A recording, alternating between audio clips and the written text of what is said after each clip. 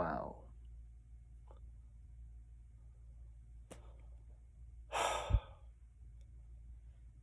Can't believe what I just saw.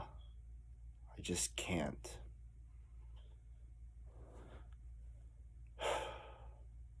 Really hard for everybody right now.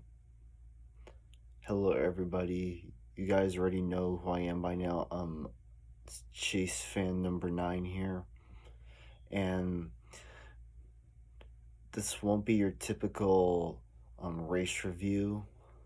It's going to be kind of different from the way I've done it before. So, yeah. I know things are not easy right now, but once again, my thoughts and prayers are with Ryan Newman and his family, and I wish Newman a speedy recovery, and I hope he's doing well. I hope. So, yeah. Wow. Unbelievable. If you guys saw my race reaction earlier, which I uploaded,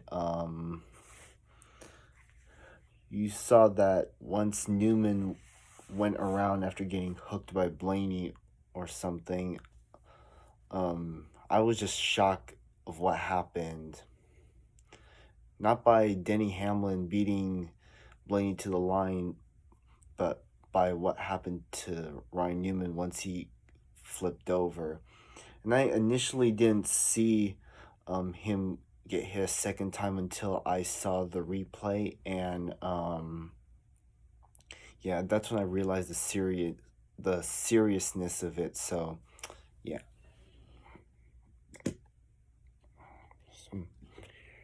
Some like lint there, but anyways, yeah. And as you guys can see, I'm wearing a Ryan Newman hat from last year when he drove the Oscar Mayer car. So yeah. Let's talk about the finish first off before we continue on. So we went into our second overtime, and Denny Hamlin was leading, and I think Newman was on the inside, and Chris Buescher, Newman's teammate, was right behind him, and Blaney was behind Denny Hamlin. So, yeah.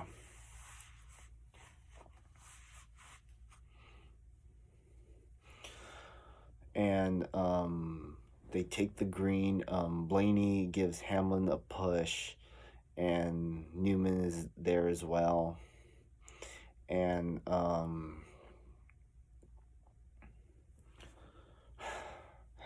they managed to make it back around to the white flag. I think it was Newman leading at the white flag or something. Yeah, and he was up there. And as they're coming down no, it was Hamlin leading at the white flag. My bad. If I get things mixed up, I do apologize. Sometimes I can't remember everything. So, yeah. They're heading down the back straightaway. Denny Hamlin opens up a huge lead, and excuse me, Blaney gives Newman a big push, considering that the Fords have flat noses, and it allowed Newman to get an advantage. Well, it allowed Newman and Blaney to get an advantage over Denny Hamlin, and as they were coming off turn 4, Newman, well, first off, Blaney and Hamlin were coming. Newman tries to come down and try to block Blaney from making a pass on him, and it kind of looked like a repeat of Talladega last fall, but it is what it is. And what happened was Blaney accidentally hooked Ryan Newman by accident, and it shot Newman up into the outside wall coming down the front straightaway, and it caused him to turn over, and then he was struck head-on in the driver's side by Corey LaJoie, who finished, I think, like 8th or something. He hit him so hard, hit the side of Newman's car at a bad angle that it caused the car to go, how do I say it?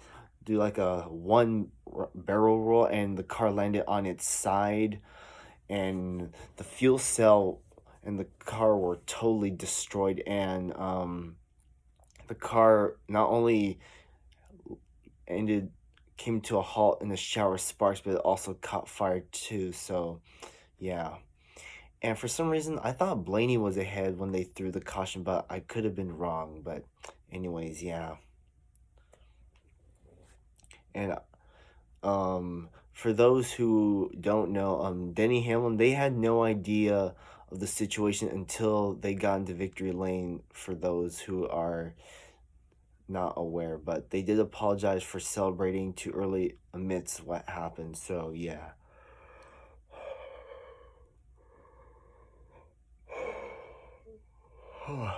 Tired. It's past 9 o'clock here on the West Coast. So yeah.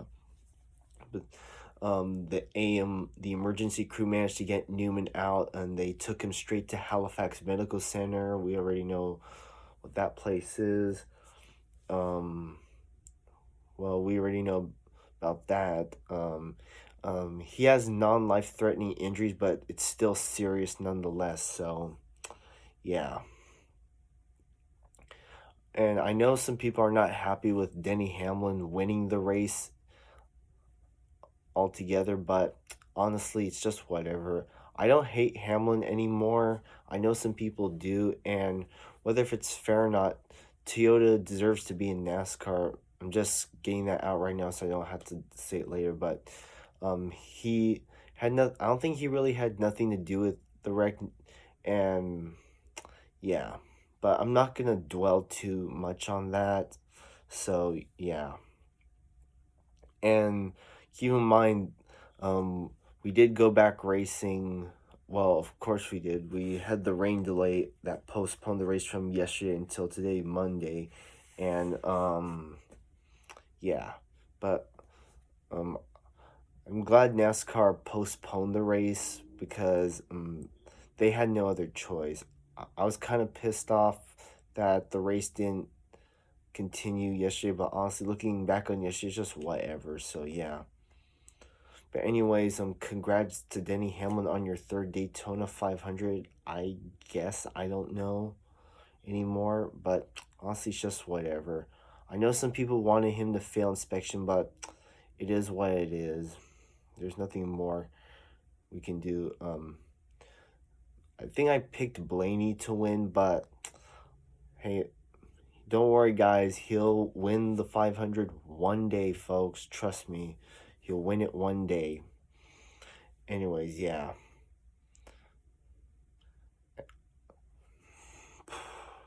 I could see, I've also seen that I've crossed 150 subscribers. So to my subscribers, thank you for helping me surpass the 150 mark, just to get that out of the way. Couldn't do it without you, and that's pretty much all I have to say about.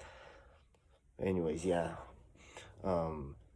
So, anyways, for the race altogether was actually really good. Of course, yesterday before the postponement, Stenhouse started on pole. Alex Bowman started second, and it was nice to see my all-time favorite driver Dale Jr. Wave the green flag. So that was pretty cool. Stenhouse led the first 20 laps shortly before the rains came, and he did lead the field back to green, and drivers like Almirola, Newman, Keselowski, Logano, Blaney, many others were up there. We did have a wreck towards the end of stage one when Stenhouse, with an aggressive run, accidentally, well, I know he didn't mean to do it on purpose, but he took out William Byron going down the backstretch, and that was a cool paint scheme too, so it was unfortunate, but come on, Stenhouse, man, please. But anyways, yeah. Chase Elliott won stage one, so as a Chase Elliott fan, I was happy for that.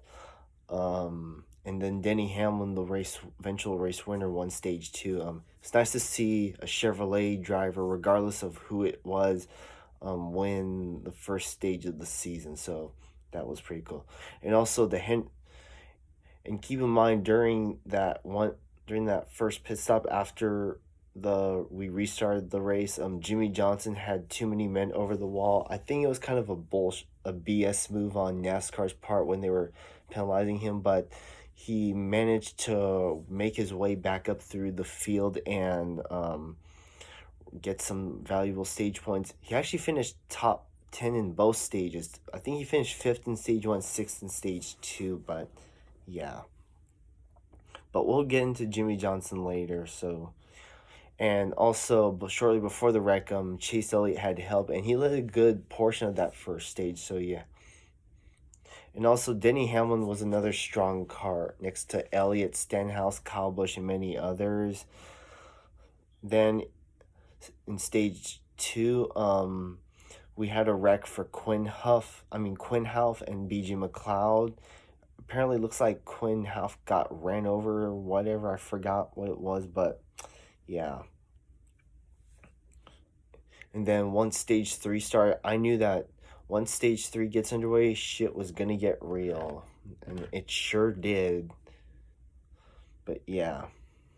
We had lots of things happen. First up, we had the green flag pit stops.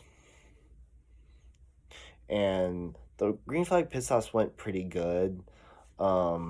Jimmy Johnson actually managed to stay out and lead some laps in his final Daytona 500, so that was a good to see. We saw like gaggles of cars come to pit road all together, and it was just crazy. And then during the race, what else?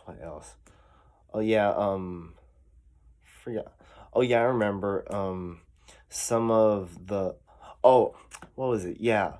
So what happened to Ricky Stenhouse was as he was coming to pit road, Eric Jones was coming up on him. Excuse me, at a very at a very fast pace and couldn't slow down. He ran to the back, and I'm surprised he didn't throw a caution for that. And I thought Ricky Stenhouse hit the wall because his hood just flew up, and somehow they managed to actually repair it, surprisingly, but it is what it is. And Eric Jones suffered some damage too, so yeah. Anyways, and then oh yeah, I forgot another thing. What happened to Chase Elliott in stage 2 or stage 1? It was I think it was stage 2. So what happened was, as Chase Elliott was coming in to make pit stops, he accidentally dragged his fuel can, his fuel canister out of his pit box, and Truex apparently hit it. And sorry to the Truex fans that my driver kind of messed it up, but it happens, and I didn't see it coming. I thought it came from the 48, but I would look again. Oh, it came from Chase Elliott when they showed the replay. So, yeah. And also, I have to give credit to NASCAR for letting, at least on the finish of the white flag, I have to give a credit to NASCAR for letting them at least race to the finish despite the outcome. But at least my guy Chase Elliott made it as far as he could. We'll get the win at Daytona one day. So yeah, but I think I looked at the results and he actually finished the race apparently. So yeah, and also we saw lots of young guns up at the front row. We saw Busher, Brennan Poole, Corey LaJoie, who else? Christopher Bell, Tyler Reddick was starting to come up. Cole Custer. Cole Custer had a weird issue with the rear end, and unfortunately he got a DNF. So yeah. Let's see, the front row motorsports guys, McDowell, Nemechek, and also David Reagan was up there too. We'll talk a little bit about him later, but he was up there. Who else? Oh, Matt DiBenedetto, he was having a good race. Austin Dillon, even though some people don't like him, Austin Dillon was up there, and I think and Ty Dillon was up there. Timmy Hill was having a good race. Ty Dillon and Timmy Hill were both 9th and 10th at the time of the red flags, so that was pretty cool to see. They obviously did drop back, so yeah. And also during the race, we did see some single file racing, but they weren't really single file. They for a long time there were drivers that were making moves or trying to make passes. There was times where they were close to getting wrecked. So yeah.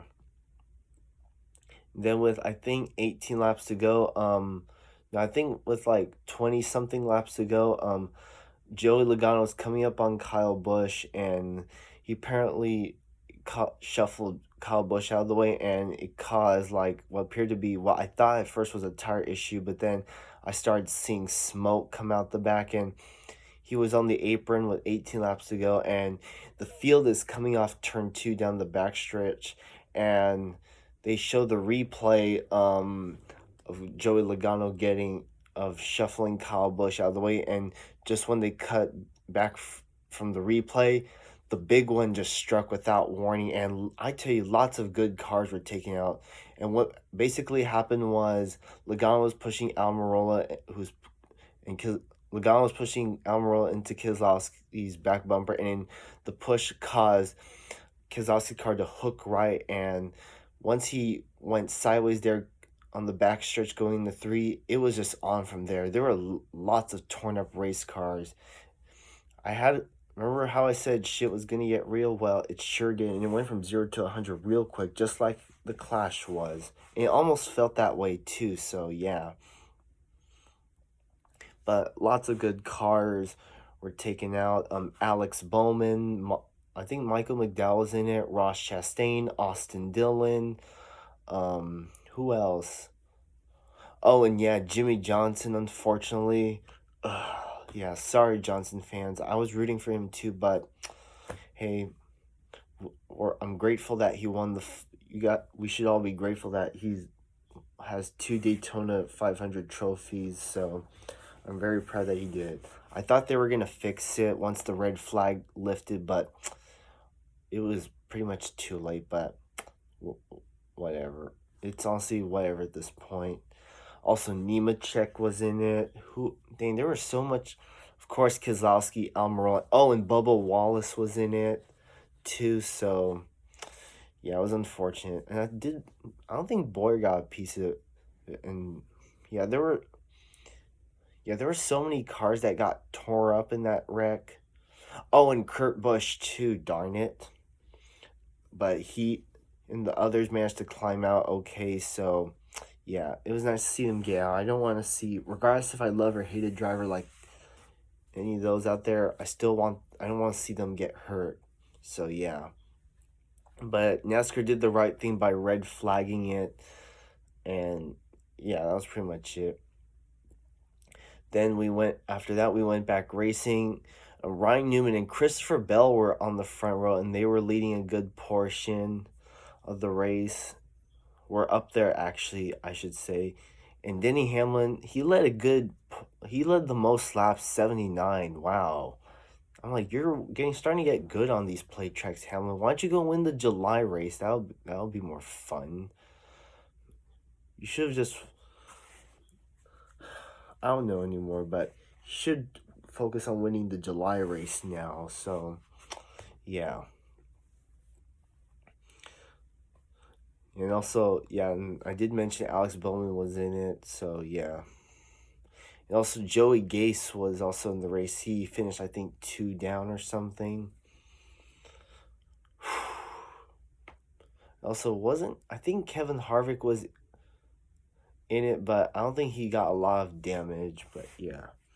But anyways, we go back racing, and I forgot what caution came afterwards, but there was a wreck at the back involving Reed Thornton and Timmy Hill, and I tell you, Reed Thornton and Timmy Hill were having a good race, and it was unfortunate to see 2 small teams who put in a lot of effort to get into the Daytona 500 get taken out. It's unfortunate, but don't worry, we still have next year to try and finish all the laps. So yeah. And prior to the big one, Alex Bowman was the only Hendrick car that had issues up until that point. So yeah. and also De Benedetto was caught up into it. I think I probably said that already, but whatever.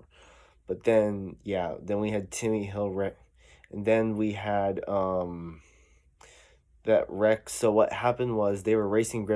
Ross Chastain goes to the inside of Ryan Preece, and as he does that, oh, and I forgot to mention, Kyle Busch rode around the track for 2 laps. I don't know why, but I guess NASCAR allowed him to it. And then he eventually went back behind the wall, and his day was pretty much over.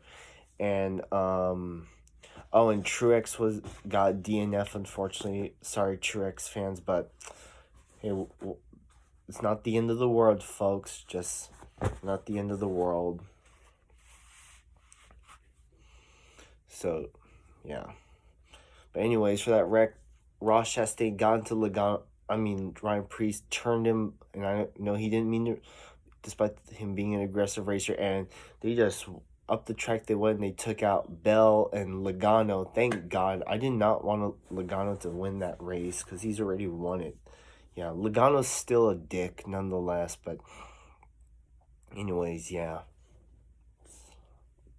9:21 now. Logano did get a DNF. Chastain, who was having such a great race, his night was over. Same thing with Preece. And they had a red flag for that thing too, to clean up the oil he left behind, because he stopped on the back stretch. So yeah. And then we had a wreck on the first restart, first overtime attempt. And what happened was, I think Blaney and Boyer, they were like pushing or something, and Boyer got turned down into Michael McDowell, who was just an innocent victim, and around they went. So yeah. And also Brendan Gaughan was caught up in that first wreck, that big one too, along with David Reagan as well. And also, I think, wasn't Kyle Larson in it? I think he was. Sure, but yeah. Anyways, I don't think Boyer meant to do that, or Michael McDowell, but it's just a racing deal gone wrong, and that ultimately led to the final restart, and you already heard what I said, so yeah, it's pretty obvious. But anyways, that's pretty much all I had to say about this race. Now, thoughts on the wreck. Could it have been prevented? So why do I keep messing up? Could have been prevented. Yes, it could have. And Denny Hamlin, he was choosing different lanes to break up the Roush group, but on that final restart, he managed to he chose the outside and allowed Newman to be on the bottom because his teammate Chris Buescher was right behind him, and Chris Buescher was having a good race too. And I don't know why the Roush Fenway guys didn't want to work together on that final restart. If they had done so, this would not have happened, and it also could have been better if there was no yellow line rule. You can have it in the turns, but on the straightaways, including the front stretch and the tri-oval, no. You could at least put like like a white line or something, or yellow line thing, but get rid of the penalty, the whole yellow line thing. And also, speaking of yellow line, I forgot to mention, Stenhouse, who was trying to make a pass on Blaney on the backstretch earlier in the race, I think with 38 to go, he made he got a run on Blaney, and he had no choice but to go to the inside, and he went below the double yellow line, therefore advancing his position. And yeah, that's what happened. And NASCAR was consistent to penalize him, and I know some people will be biased, but I'm glad NASCAR made the right call there. But yeah, I know this video is long, but there was just some stuff I just had to get out there since I was on the topic of the race anyway. So yeah.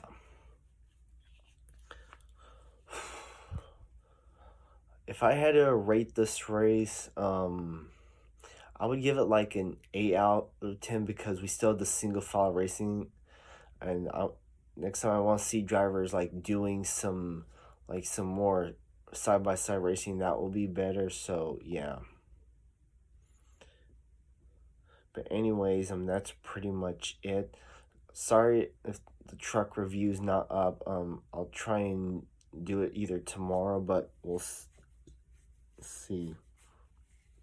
But actually, you know what? Might as well talk about the truck race while I'm on it. The truck race was pretty good.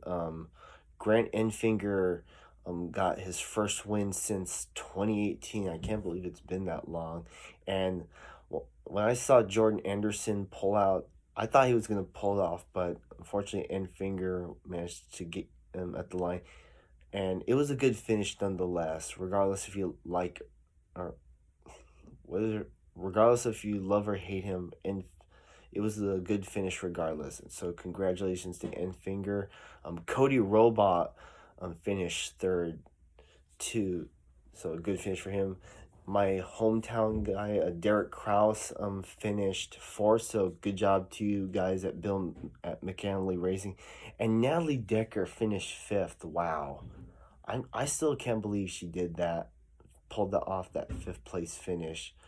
So good job, Natalie Decker, on your fifth place finish. It was a long time coming, especially after what you went through last year. So this is a huge accomplishment right there.